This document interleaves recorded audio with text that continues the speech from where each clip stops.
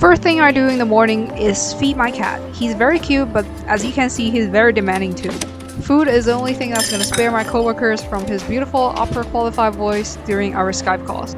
Sit. For each meal he has, I try to teach him the virtual of patience. Otherwise, he has a tendency to just gobble gobble then throw up. Wait. So I have him sit first, then we wait till I tap the bowl. Is my training working? You decide. After satisfying the food vacuum machine, I freshen up myself. As usual, I brush my teeth, wash my face, a little bit sunscreen because I sit in front of a window, then a little bit concealer to look less dead.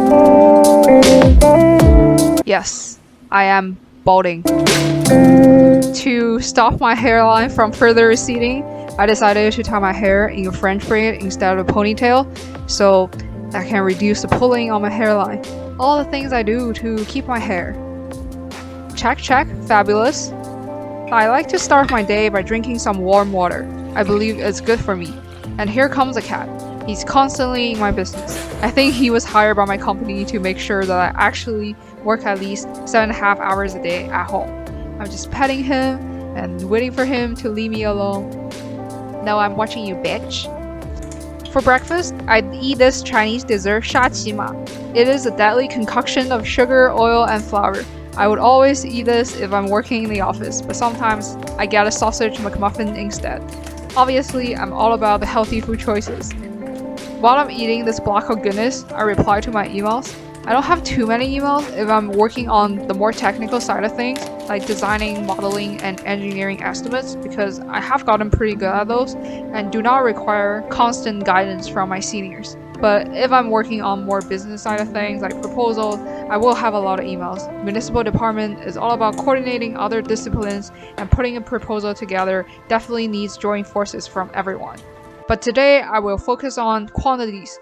And first, let's look at a design drawing. This is the interface of Microstation. Microstation along with AutoCAD are the two most used applications for municipal design in my office. You're looking at a typical but very simplified version of a detailed design of road reconstruction. I'm going to talk about the elements. First, in the middle, we have the center line, which is also the horizontal alignment. In real life, the center line will be the yellow line in the middle of the street that separates the opposite directions of traffic. If up is north, then on top we have the westbound lane, then the eastbound lane at the bottom. Then we have curb and gutter, edge of pavement, back of curb, boulevard. Then on the other side, the same thing, curb and gutter. And then in the middle, we have the pavement. The pavement is within the two edge of pavements, and those are the limits of the asphalt pavement we're going to put on the road base. That's where the cars drive off. And those quantities belong to the roadworks. An engineering estimate determines the construction costs for a project. Basically, we need a quantity for almost all the design elements you see on this design drawing now. So first, we have the roadway pavement, like I said before, curbs and gutter. Sidewalk, those are between the two cyan lines, and the new fence, which is the dashed lines with the crosses in between. Normally, we will have new trees. I don't know how to draw them, so I didn't show them here. Pipes, those are storm sewers.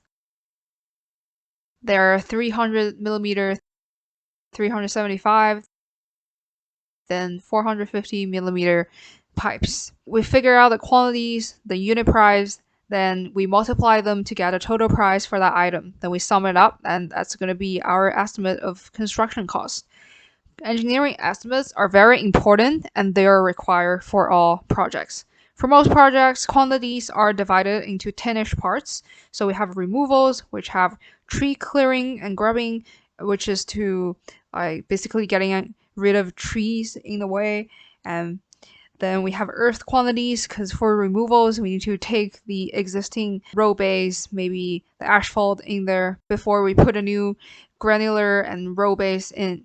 Then we have curb and gutter removals, like I said before. Then the second part is roadworks, which has big parts like asphalt pavement for roadway, new concrete sidewalks, new signage, new pavement markings, everything new. Then we have three parts for the pipes. One for storm sewers, one for sanitary sewers, and one for water main pipes. So storm sewers, they just drain the storm water on the street so the precipitation goes away instead of flooding our road. Then sanitary sewers gets rid of the sewage from human and other businesses. And water main pipes just supply water to households and other businesses. Other parts of quantities will include quantities from other disciplines like structural. Let's go back to the beginning of the drawing, and here is a culvert. This is something the structural department would do. They would talk to municipal people like us, and we figure out design together. They get the quantities back to me, and I put them in the master quantity spreadsheet, so we have everything in the same place.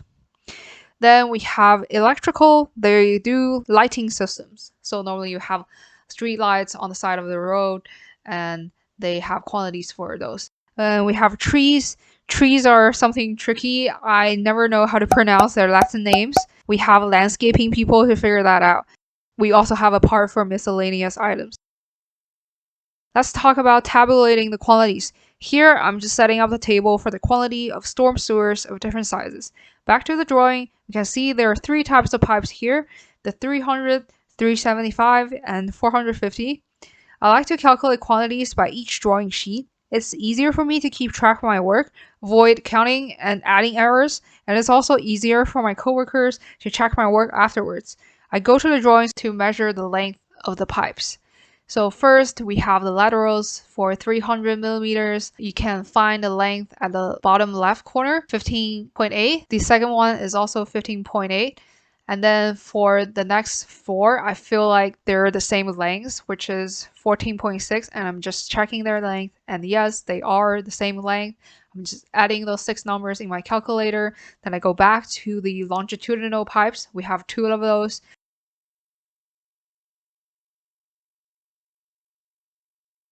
After that, I get a total number and then I put it in my table. Then we go to the 375. There are 2 pipes. They're both 48.8. Nice even number. I don't know why they're there. It's almost like I made them like that. And then we go back to 450. There's only 1 pipe for it and it's 48.8. Now we have the length for each pipe size. And normally we will go to do the rest of pages, like we have from G1 to G10, maybe 10 drawing sheets for the new construction.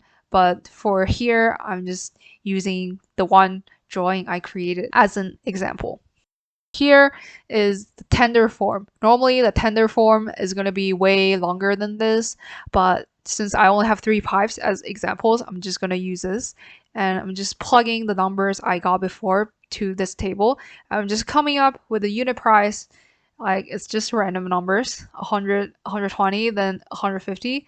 For total, we're just going to multiply the quantity and unit price together, and that's going to be the price for that item. Then we do the same for the rest 2 and we sum them up, and then that number is going to be the construction cost for the storm sewer section, 37,910. The real number is going to be way bigger than this. That's a whole lot, but it's not as hard as it looks. You just need to be very careful and detail-oriented when doing quantities to avoid any big mistake, which can potentially fuck up the whole project. But don't worry, quantity has always been one of my favorite things to do. It's pretty chill. I just pull out my calculator, put on my favorite true crime podcast, and getting to it. Yeah, get into it. Morbid podcast is my all-time favorite. You guys should listen to it too. It's okay to listen and keep it weird, but not so weird that you're fully convinced that it's always the husband or the wife that did it, that you're getting to a really heated online argument about what really happened to Kurt Cobain. Okay, definitely not me. Lunchtime, but nope, we have a meeting during lunchtime.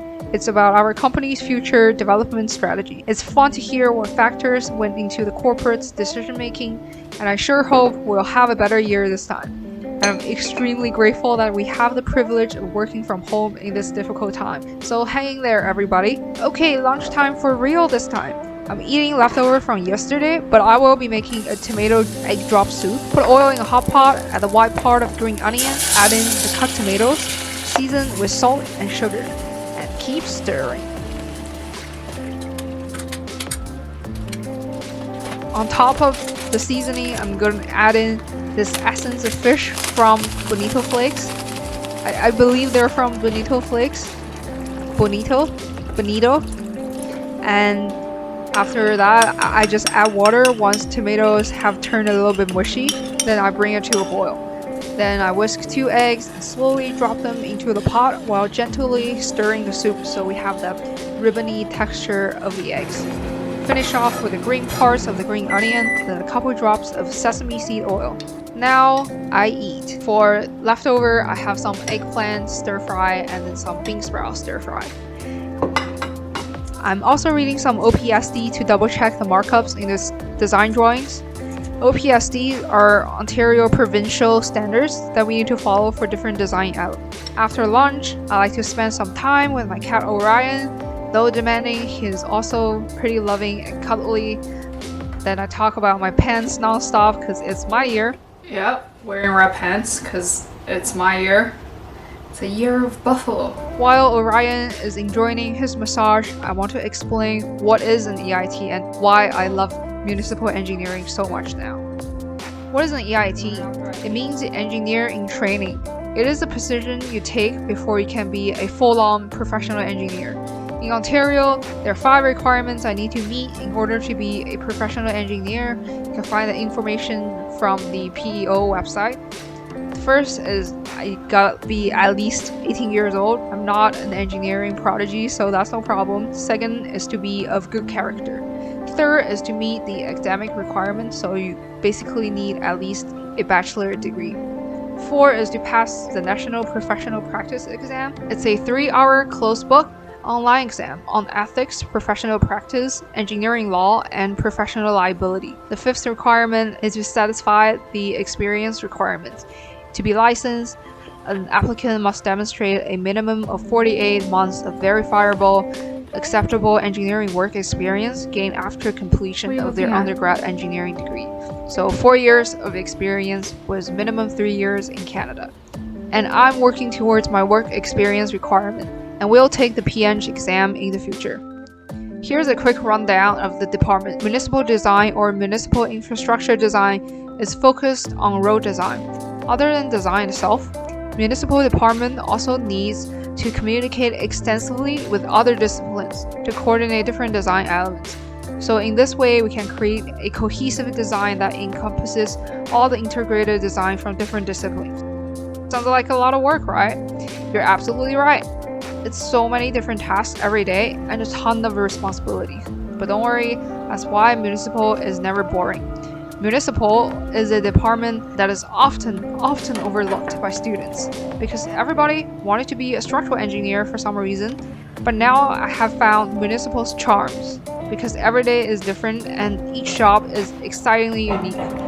For one job, I can just model the road in one shot because the road configuration is very uniform. But in the other job, I might need 15 different road templates to model the design because the road is funky and full of design changes. It's pretty challenging, but I have learned a lot. Okay, I hope I have talked enough to recruit you to the municipal world. Now back to work. I'm just answering more emails and double checking the quantities I did in the morning. No problem. Thank you. I had a couple calls with my coworkers, and that's pretty chill. Thank God our office is pretty casual, so I don't need to turn on my camera all the time. Otherwise, oh boy, all the mess they will have to see. Time flies. It's 6 p.m. Normally I get off work around 6 or 6:30. Today it's at 6:13. So what is civil municipal engineering? It's about making the right decisions. For you, for me, and for the whole world. And look what I've decided to eat for dinner. I'm all about making the right decisions. Damn!